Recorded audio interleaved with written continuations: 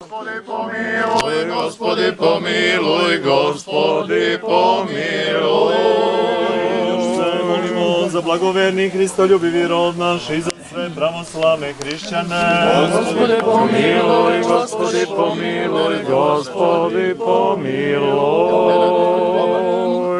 Još se molimo za preosveštenog episkopa našega Davida i svu Hristu braću našu. Gospodi pomiluj, Gospodi pomiluj, Gospodi pomiluj. Još se molimo za sluge Božije i sluškinju Božiju Đurđinu i slugu Božijeg Bobana, kolačare za zdravlje i spasenje njihovo. Gospodi pomiluj, Gospodi pomiluj, Gospodi pomiluj. Si milostivi čovekoljubiv Bog i tebi slavu uznosimo, Otcu i Sinu i Svetome Duhu, sada i uvek i u vekove vekova. Amin. Bože blagoslovi.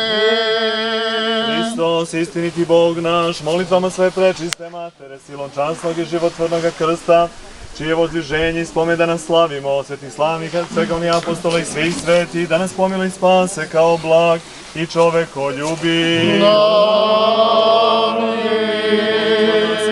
Oca naši, Gospode Isuse Hriste Bože naš, pomiluj nas.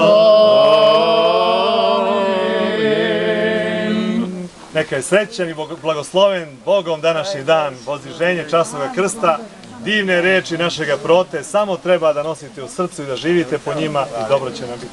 Amin. Da budemo poslušni.